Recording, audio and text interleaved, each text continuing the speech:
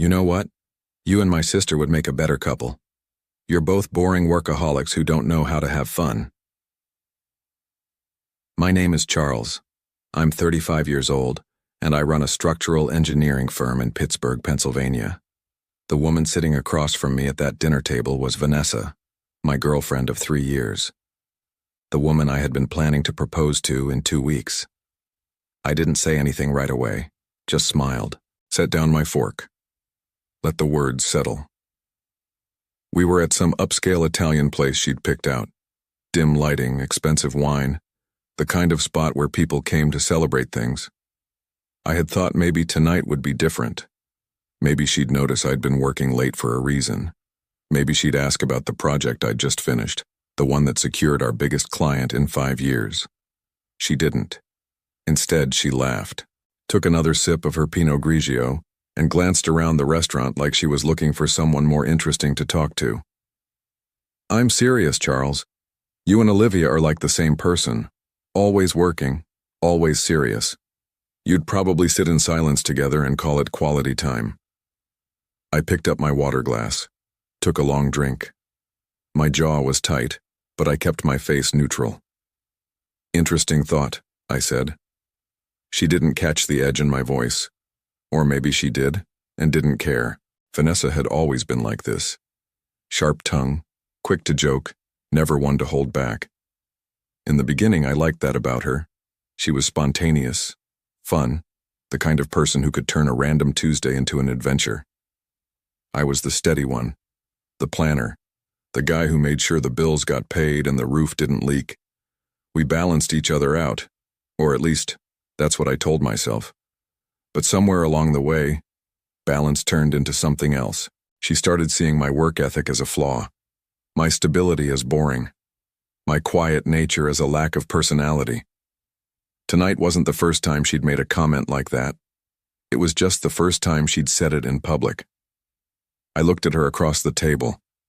She was scrolling through her phone now, barely paying attention. She'd dressed up tonight. Black dress, heels, makeup done perfectly. She looked beautiful. She always did. But I realized something sitting there. I didn't feel anything. Not anger, not hurt. Just a kind of hollow clarity. She looked up and caught me staring. What?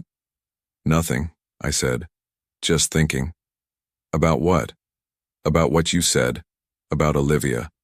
She laughed again. Oh my God, you're not actually offended, are you? It was a joke, Charles, relax. I nodded. Right, a joke. She reached across the table and squeezed my hand. You're too sensitive sometimes. You know I love you.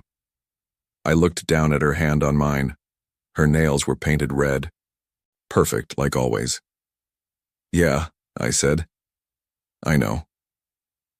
But I didn't believe her anymore. The rest of dinner passed in a blur. She talked about her job at the marketing agency, some campaign she was working on, some co-worker drama I was supposed to care about. I nodded in the right places, made the right sounds. When the check came, I paid, like always. We walked to the car in silence. She scrolled through Instagram the whole drive back to her apartment. I didn't turn on the radio. When I pulled up to her building, she leaned over and kissed my cheek. Thanks for dinner, babe. I'll see you this weekend, yeah? Sure, I said. She got out, waved, and disappeared into the lobby without looking back. I sat there for a long time after she left, engine running, hands on the wheel. Then I pulled out my phone. I scrolled through my contacts until I found the name I was looking for. Olivia, Vanessa's younger sister. We'd met a handful of times over the years. Family dinners, holidays, a few group outings. She was quieter than Vanessa, more reserved. She worked in architectural design, had her own small firm downtown. We'd talked a few times about work, about projects, about the intersection of engineering and architecture. The conversations were easy, natural. Vanessa had always rolled her eyes when we talked shop. You two are like robots, she'd say. Do you ever talk about anything fun? I stared at Olivia's name on my screen. Then I opened a new message. Hey, Olivia, I know this is out of the blue, but I need to talk to you about something. Are you free tomorrow? I hit send before I could second guess it. Then I drove home. The engagement ring was sitting in my dresser drawer, a simple platinum band with a single diamond. Nothing flashy. I'd spent weeks picking it out, talking to jewelers, making sure it was perfect. I pulled it out and set it on the nightstand. Looked at it for a long time. Then I put it back in the box and closed the drawer. I didn't sleep much that night, just lay there in the dark, replaying the dinner in my head. The way she'd laughed. The way she'd looked at me like I was nothing more than a punchline. My phone buzzed around midnight. It was Olivia. Sure. Coffee at 10? There's a place near my office. I typed back quickly. I'll be there. I set the phone down and stared at the ceiling. Something had shifted tonight. Something I couldn't quite name yet, but I knew one thing for certain. I wasn't going to let Vanessa keep treating me like I didn't matter. Not anymore. I met Vanessa at a networking event 3 years ago. I was there because my business partner dragged me along, said I needed to get out of the office more. She was there representing her agency, handing out business cards and charming everyone in the room. She approached me first, walked right up, smiled and said, "You look like you'd rather be anywhere else." I laughed. That obvious? Completely. We talked for an hour. She was magnetic, confident, the kind of person who could light up a room just by walking into it. I was the opposite, quiet, analytical, more comfortable with blueprints than small talk. But she seemed to like that about me. At first. She called me her rock. Said she needed someone steady in her life, someone who wasn't all flash and no substance. I believed her. The first year was good. We went to dinners, traveled a little, spent weekends together. She'd drag me out to clubs and concerts, and I'd take her to museums and quiet bookstores. We compromised, or at least I thought we did. But somewhere in the second year, things started to change. She stopped asking about my work, stopped showing up to events that mattered to me. When I landed a major contract that kept me in the office late for weeks, she didn't congratulate me. She complained. "You're always working, Charles. Do you even care about us anymore?" I tried to explain. Tried to tell her that the long hours were temporary, that I was building something, that it mattered. She didn't want to hear it. "You care more about your job than you care about me." It wasn't true, but I didn't know how to prove it. So I tried harder, planned more date nights, made time even when I didn't have it, showed up for her work events, stood in the back and nodded while she networked and laughed with people I didn't know. I thought if I just kept showing up, she'd see. She didn't. Instead, the comments got sharper. "You're so serious all the time. Can't you just relax for once? Why do you have to overthink everything?" I started to feel like I was failing some test I didn't know I was taking. And then there was Olivia. I'd met her at Vanessa's parents' house during Thanksgiving the first year we were together. She was polite, soft-spoken, a little shy. We didn't talk much that day, just exchanged pleasantries. But the next time I saw her at a family barbecue the following summer, we ended up sitting next to each other while Vanessa was off taking pictures with her friends. We talked about work. She'd just started her own firm. I was in the middle of expanding mine. We compared notes, shared frustrations, laughed about clients who didn't understand the difference between a load-bearing wall and drywall. It was easy, comfortable. Vanessa came over at one point, glanced at us and said, "You two are like an old married couple already. So boring." She said it like a joke. But there was something underneath it. Something I didn't recognize then. Jealousy, maybe. Or resentment. I didn't think much of it at the time, but now, sitting in my apartment at 1 a.m, I couldn't stop thinking about it. Vanessa had always been competitive, with her co-workers, with her friends, even with her own sister. Olivia was successful. Quiet about it, but successful. She didn't need to broadcast every achievement, didn't need validation from strangers on social media. Vanessa hated that. She'd make little comments sometimes. "Olivia thinks she's so perfect. Olivia never makes mistakes. Olivia's such a saint." I'd brush it off, thought it was just sibling rivalry. But tonight, when she'd said I should date Olivia instead, there was something else in her voice. Not a joke. A test. She was seeing if I'd defend us, if I'd fight for her, and I hadn't, because deep down I didn't want to anymore. I showed up at the coffee shop 10 minutes early, ordered a black coffee and sat by the window, watched people walk by, tried to organize my thoughts. Olivia arrived right on time. She was wearing a simple gray blazer and jeans, her hair pulled back in a ponytail. She looked tired, like she'd been working late too. She sat down across from me and folded her hands on the table. "So?" she said. "What's going on?" I took a breath. "Vanessa made a comment last night, at dinner. She said you and I would make a better couple because we're both boring workaholics who don't know how to have fun." Olivia's face didn't change. She just nodded slowly. "That sounds like Vanessa." She said it in front of a whole restaurant, laughed about it, like it was the funniest thing in the world. Olivia looked down at her coffee. "I'm sorry." "Don't be. It's not your fault." She met my eyes. "Why are you telling me this?" I reached into my jacket pocket and pulled out the small velvet box, set it on the table between us. Olivia stared at it. "Is that—" "Yeah." Her eyes widened. "You were going to propose." "I was. And now?" "Now I'm not." She picked up the box, opened it carefully. The diamond caught the light from the window. "It's beautiful," she said quietly. "I spent 2 months picking it out. Wanted it to be perfect. What are you going to do with it?" "Return it, get my money back." She closed the box and handed it back to me. "Charles, I don't know what to say."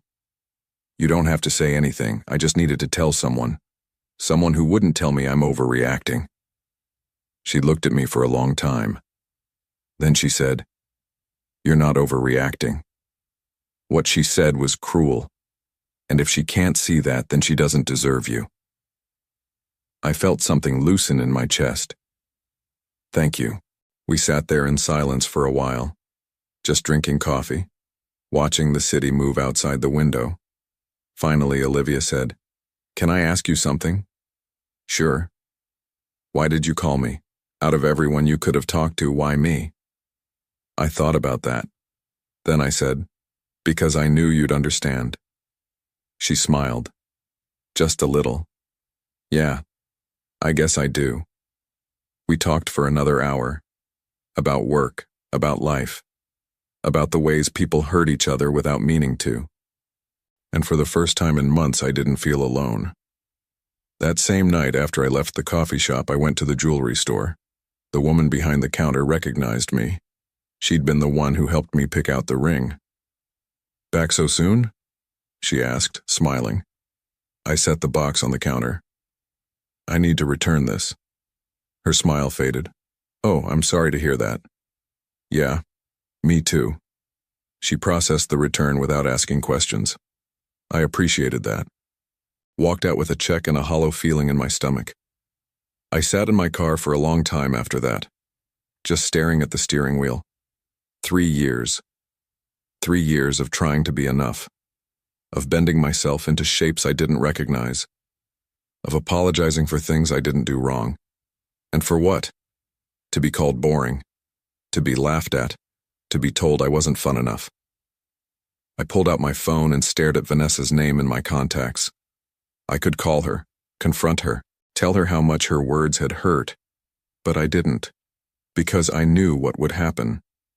She'd laugh, tell me I was being too sensitive, say it was just a joke, twist it around until I was the one apologizing. I wasn't going to do that anymore. Instead, I opened my messages with Olivia. "Thank you for this morning. It helped more than you know." She replied a few minutes later. "Anytime. I mean that." I stared at her message for a long time. Then I typed something I didn't plan to type. "Can I ask you something?" "Of course." "Do you think Vanessa was serious about us being a better match?" The 3 dots appeared, disappeared, appeared again. Finally, she replied, "I think Vanessa says a lot of things she doesn't mean. But sometimes the truth slips out when she's trying to be funny." I read that message 3 times. What if she's right? The dots appeared again. This time they stayed. Then maybe you should find out. I sat there in the parking lot, staring at those words. Then I made a decision. I didn't see Vanessa for the next few days. She texted me once asking if I wanted to come over for dinner that weekend. I told her I was busy with work. It wasn't a lie. I had been busy, but not with work. I'd been thinking about what I wanted, about what I deserved, about the kind of life I'd been settling for, and about Olivia. We'd been texting more. Nothing serious, just checking in, sharing articles about design and engineering, talking about projects. But there was something different now, a kind of ease that hadn't been there before. She didn't make me feel like I had to be someone else, didn't roll her eyes when I talked about work, didn't laugh when I admitted I'd rather stay home on a Friday night than go to a club. She just listened. And I realized something. I hadn't felt this comfortable with someone in a long time. Maybe ever. On Friday night, Vanessa called. "Hey, babe. You've been so busy lately. Everything okay?" "Yeah, just a lot going on." "Well, I miss you. Want to come over tomorrow?" I was thinking we could finally do that thing we talked about. You know, the weekend trip? I leaned back in my chair, stared at the ceiling. "I don't think that's a good idea." There was a pause. "What do you mean?" "I mean, I don't think we should do the trip." "Why not?" "Because I don't think we should do this anymore." Another pause. Longer this time. "Charles, what are you talking about?" "I'm talking about us, about the way you treat me, about the things you say." "Oh my God, you're still upset about the joke at dinner, aren't you?" "It wasn't a joke, Vanessa." "Yes, it was. Jesus, Charles, you really need to lighten up." "See, that's the problem. You think everything's a joke. You think it's funny to insult me in public, to make me feel like I'm not good enough." "I never said that. You didn't have to. Charles, you're being ridiculous." "Maybe, but I'm done." "Done with what?" "With this. With you." There was a long silence. Then she laughed. A sharp, bitter sound. "You're breaking up with me? Seriously?" "Yeah, I am. Because of one stupid comment? Because of 3 years of stupid comments. Unbelievable. You know what? Fine. Go ahead. See if I care." "I don't think you do." She hung up. I set the phone down and exhaled. It was done. I didn't feel relieved. Not right away. Mostly I just felt tired. But there was something else underneath the exhaustion. Something I couldn't quite name. Hope, maybe. Or just the absence of dread. I texted Olivia. I broke up with Vanessa. She didn't reply right away. I figured she was processing it. When she finally responded, it was simple. "Are you okay?" "I think so. Can I call you?" "Yes." We talked for 2 hours that night. About everything. About nothing. About the relief of finally letting go of something that had been weighing me down for too long. She didn't say much. Just listened. Asked questions. Made me feel like what I was going through mattered. And when we hung up, I realized something.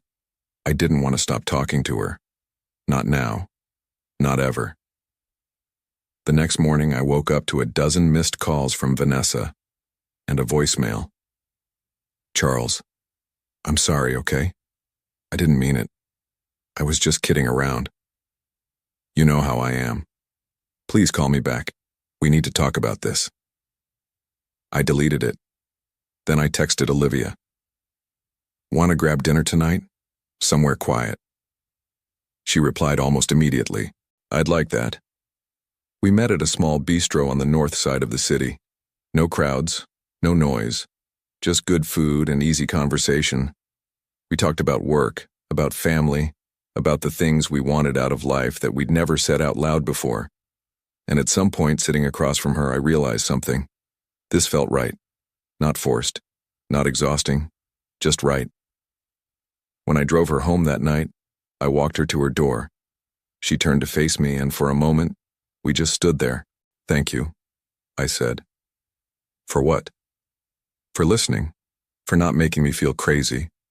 She smiled. "You're not crazy, Charles. You're just finally being honest." "Yeah, I guess I am." She reached out and squeezed my hand, just once. Then she went inside. I drove home with the windows down, the cool night air rushing in. And for the first time in 3 years, I felt like I could breathe. I didn't hear from Vanessa for 3 days. Then, on Tuesday morning, she showed up at my office. I was in the middle of a meeting with a client when my assistant knocked on the door. "Sorry to interrupt, but there's someone here to see you. She says it's urgent." I excused myself and stepped into the lobby. Vanessa was standing by the front desk, arms crossed, jaw tight. "We need to talk." I glanced back at the conference room. "I'm in the middle of something." "I don't care. This is more important." I took a breath, kept my voice calm. "Vanessa, I'm working. If you want to talk, we can do it later." "No, we're doing it now."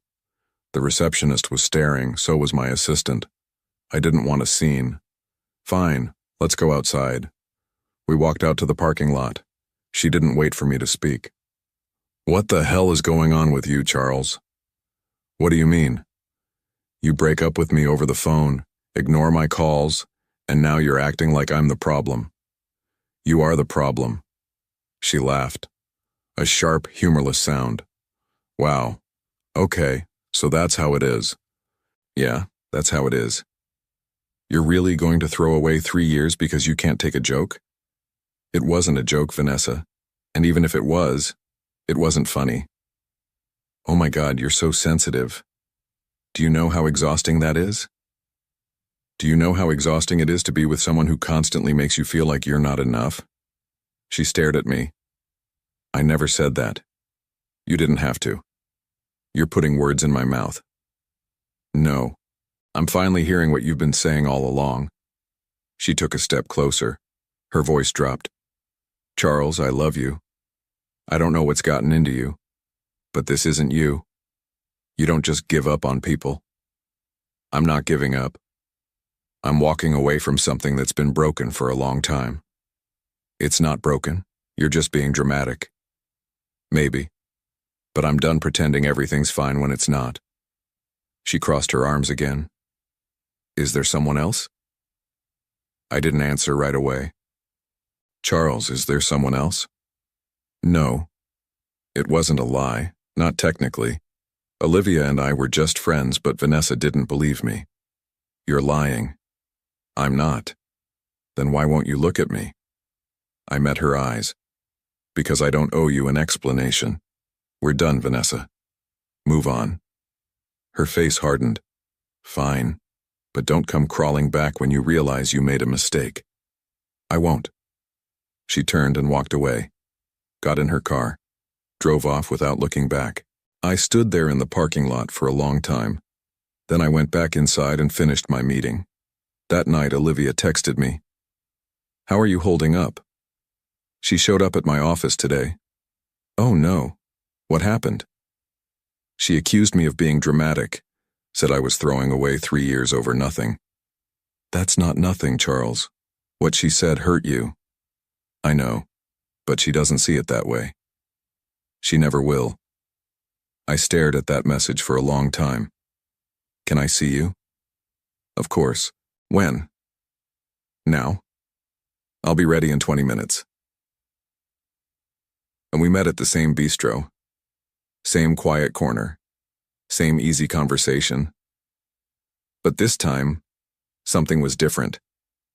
This time, I couldn't stop noticing the way she smiled, the way she listened, the way she made me feel like I mattered.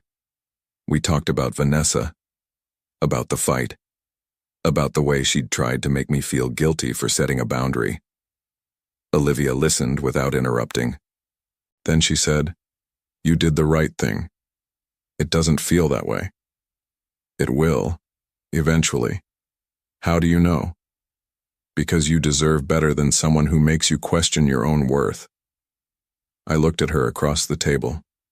"Do you really believe that?" Yes, I do. And I believed her. We started spending more time together after that. Nothing formal, just dinners, coffee, long walks through the city. She showed me her latest project, a community center she was designing for a nonprofit downtown. I told her about the new contracts I was working on, the challenges of managing a growing team. We talked about everything, about our families, our careers, our fears. And slowly I started to realize something. I was falling for her. Not in the dramatic whirlwind way I'd fallen for Vanessa. This was different, quieter, steadier, more real. One night after dinner, we were walking through Shenley Park. The sun was setting, casting long shadows across the path. Olivia stopped and turned to face me. "Can I tell you something?" "Always." She took a breath. "Vanessa used to complain about you. A lot." I felt something cold settle in my chest. "What do you mean?" "At family dinners, when you weren't around, she'd make comments about how you were too serious, too boring, how you didn't know how to have fun." I didn't say anything. She'd say things like, "I don't know how much longer I can do this," or, "I feel like I'm dating my dad." I felt my jaw tighten. "And you never told me?" I didn't think it was my place. I thought maybe she was just venting, that it didn't mean anything. But it did. Yeah, it did. I looked away, stared at the trees, the fading light. How long has she been doing this? At least a year, maybe longer. I felt something crack inside me. Not anger, just a deep, hollow sadness. "Why are you telling me this now?" "Because you deserve to know. Because I don't want you to think you did anything wrong. You didn't, Charles. She did." I turned back to her. "Did she ever say anything about you?" Olivia hesitated. Then she nodded. "Sometimes. Mostly jealous stuff. Like how I always got more attention from our parents. How I was the perfect one." "That's not fair." "No, it's not. But Vanessa's always been like that. Competitive. Insecure.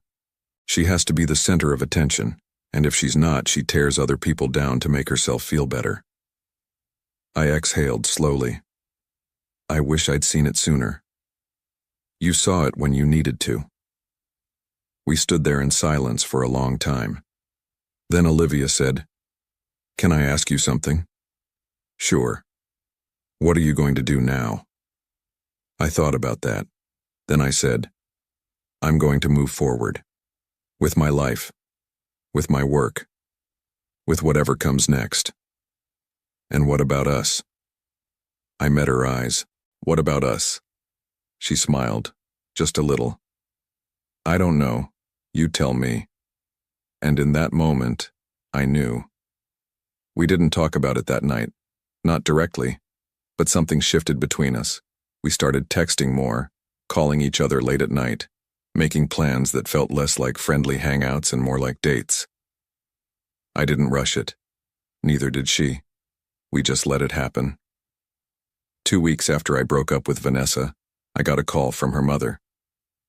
"Charles, honey, I heard what happened. I'm so sorry. I wasn't sure what to say." "Thank you, I appreciate that. I just wanted you to know that I think you're a wonderful man. And whatever happened between you and Vanessa, I hope you know it wasn't your fault." I felt a lump form in my throat. That means a lot.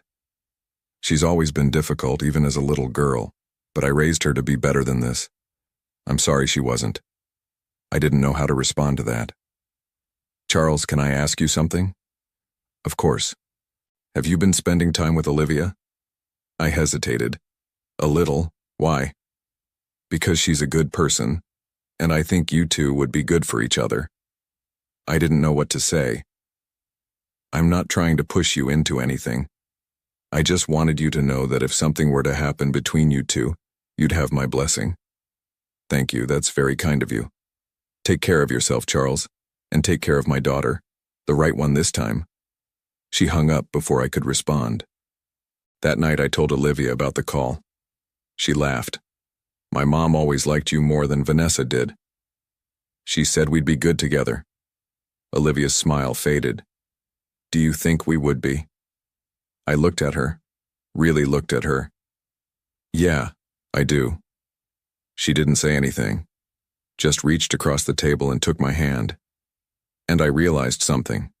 This was what I'd been looking for all along. Not someone who made me feel like I had to prove myself. Someone who made me feel like I was enough. We made it official a week later. No grand gestures, no dramatic announcements, just a quiet conversation over coffee. So, I said, are we doing this? Doing what? This, us. She smiled. I think we already are. Yeah, I guess we are. And that was that. We kept it quiet for a while. Didn't tell anyone. Didn't post about it. Just enjoyed being together without the weight of other people's opinions. But eventually, people started to notice. Her friends, my co-workers, her parents, and then, inevitably, Vanessa. I got a text from her 3 weeks after we started dating. Are you fucking kidding me? I stared at the message. Then I replied, what are you talking about? You and Olivia, my mom told me. I didn't respond. You moved on fast, Charles, real classy. I moved on because we weren't right for each other. You know that. You're dating my sister. You're the one who suggested it. There was a long pause. Then she called. I didn't answer. She called again. I turned off my phone. That night, Olivia and I were having dinner at her apartment when her phone rang. It was Vanessa. Olivia looked at me. Should I answer? Up to you. She answered. Hi, Vanessa. I couldn't hear what Vanessa was saying, but I could hear the tone. Sharp. Angry. Olivia's face stayed calm. Yes, we're together. More yelling. Vanessa, you told him he should date me. You said we'd be a better match. More yelling. I'm not going to apologize for being happy. Vanessa said something that made Olivia's jaw tighten. You know what? You're right. Charles deserves better, and so do I. Goodbye, Vanessa. She hung up. Then she looked at me and smiled. Well, that went about as well as expected. I laughed. I couldn't help it. You okay? I asked. Yeah, I'm okay. She's going to make this difficult. I know, but I don't care. You sure? She walked over and sat down next to me. Charles, I've spent my whole life trying not to make waves, trying not to upset Vanessa, trying to be the good sister. I'm done with that. I want to be with you. And if she can't handle it, that's her problem. I kissed her. And in that moment, I knew I'd made the right choice. Over the next few weeks, Vanessa tried everything. She called, texted, showed up at places she knew I'd be. She told our mutual friends I'd cheated on her, that I'd been sneaking around with Olivia the whole time. It wasn't true, but people believed her anyway. Some of them stopped talking to me. Others took her side without asking for mine. I didn't fight it, didn't try to defend myself, because the people who mattered knew the truth, and the people who didn't weren't worth my time. Olivia and I kept moving forward. We didn't hide, didn't apologize. We went to dinners, took weekend trips, met each other's friends, and slowly people started to see what we saw, that we were good together, that this was real. One night, about a month after we started dating, I took Olivia to the same jewelry store where I'd returned Vanessa's ring. The woman behind the counter recognized me again. Back so soon? I smiled. Yeah. But this time it's different. I looked at Olivia. I'm not rushing into anything, but when the time's right, I want to do this properly. Olivia squeezed my hand. I'm not going anywhere. The woman smiled. Take your time. I'll be here when you're ready. We didn't get engaged that day, or the next month, but we started building something real, something lasting. And for the first time in years, I felt like I was exactly where I was supposed to be. Vanessa didn't give up. She kept calling, kept texting, kept showing up. She told her parents I'd manipulated Olivia, that I was using her to get back at Vanessa. Her dad called me, asked if it was true. No, sir. It's not. Then what is this about? It's about me being with someone who treats me with respect, someone who doesn't make me feel like I'm not enough. There was a long pause. Fair enough. He hung up. But Vanessa's mom was different. She invited Olivia and me to dinner one night. Vanessa was there. We walked in, and the tension was immediate. Vanessa glared at me from across the table. Didn't say a word. Her mom tried to keep things civil, asked about work, about our plans. Olivia answered with grace. I followed her lead. But halfway through the meal, Vanessa couldn't take it anymore. So when did this start? How long were you two sneaking around behind my back? I set down my fork. We weren't sneaking around. Bullshit. Vanessa, her mom said. Language. No, Mom. I want to know. When did you decide to stab me in the back, Olivia? Olivia didn't flinch. I didn't stab you in the back, you pushed him away. And when he left, I was there. How convenient. It wasn't convenient. It was honest. Vanessa laughed. Honest, right. You've always been so perfect, haven't you? So much better than me. I never said that. You didn't have to. Everyone already thinks it. Her mom stood up. Vanessa, that's enough. No, it's not. They're sitting here pretending like they didn't do anything wrong. Like I'm the villain. I looked at her. You're not the villain, Vanessa. But you're not blameless either. Excuse me? You spent 3 years making me feel like I wasn't good enough, like I was boring, like I didn't matter. And when I finally walked away, you acted like I was the one who hurt you. I loved you. No, you loved the idea of me. But you didn't love who I actually was. She stared at me. You're unbelievable. Maybe, but I'm done apologizing for being myself. I stood up. Olivia did the same. Thank you for dinner, I said to her parents. But I think it's time we left. Her mom nodded. I understand. We walked out. Vanessa didn't follow. That night, Olivia and I sat on her couch, exhausted. That was brutal, she said. Yeah, it was. Do you think she'll ever stop? I don't know, but it doesn't matter. Because I'm not going back. She leaned against me. Good. We sat there in silence for a long time. Then I said, I love you. She looked up at me. What? I love you.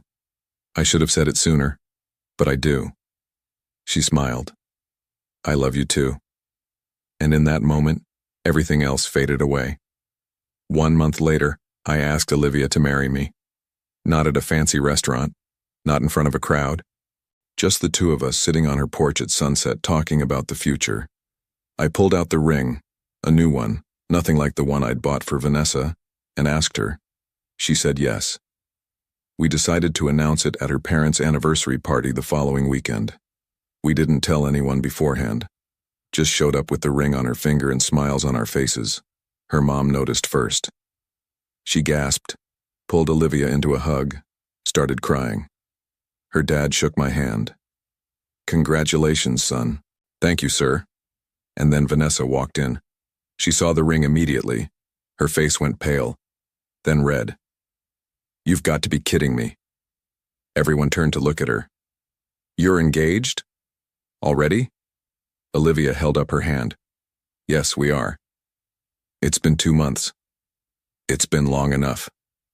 Vanessa looked at me. You were going to propose to me. I was, but I changed my mind. Why? Because I made one stupid joke? Because you made me feel like I wasn't enough, for 3 years, and I finally realized I deserved better. She stared at me. Her eyes were wet, but I couldn't tell if it was anger or hurt. So you chose her? Yeah, I did. Unbelievable. Vanessa, her mom said. That's enough. No, Mom, it's not. They humiliated me, in front of everyone.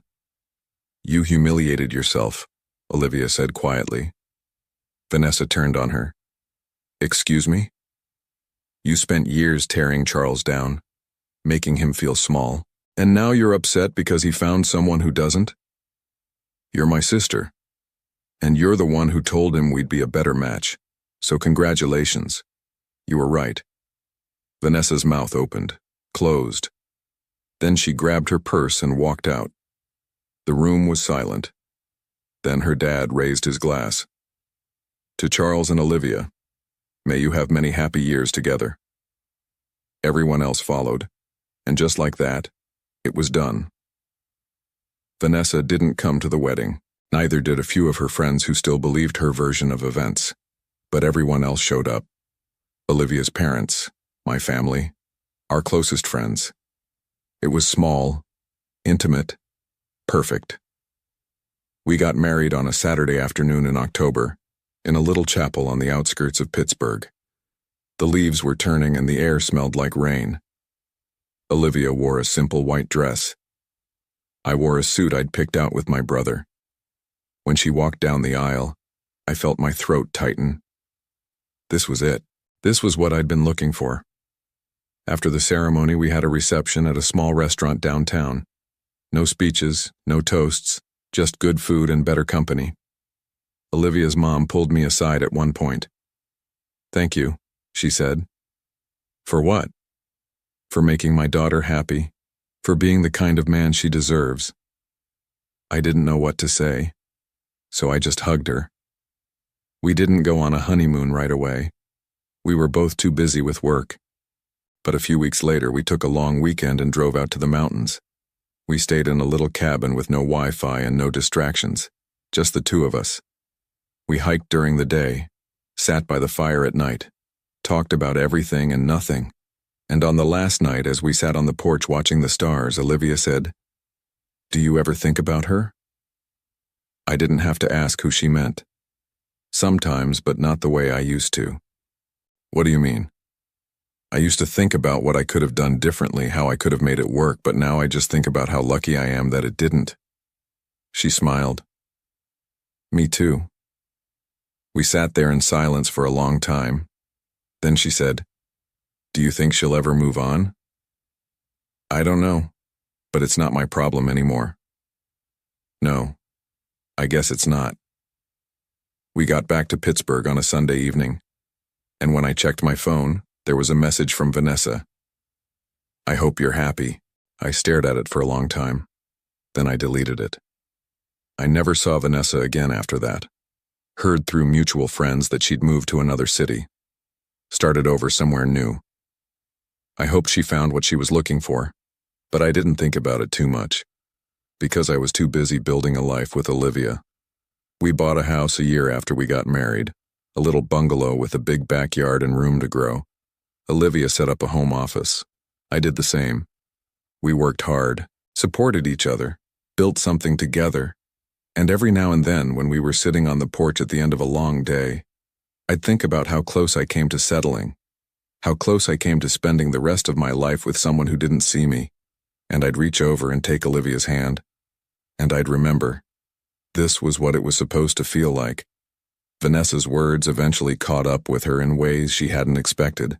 Her own social circle started to distance themselves when the truth came out about how she'd treated me and how she'd twisted the story afterward. Her parents, while still loving her, made it clear they were disappointed in her behavior. She lost friendships, credibility, and the respect of people who'd once admired her. I heard she struggled to maintain relationships after that, always suspicious, always defensive. The pattern she'd established with me repeated itself with others until she found herself more isolated than she'd ever imagined. Her attempt to humiliate me had backfired, and the consequences followed her long after I'd moved on. I didn't need revenge. Life gave it to me the moment I chose honesty over convenience.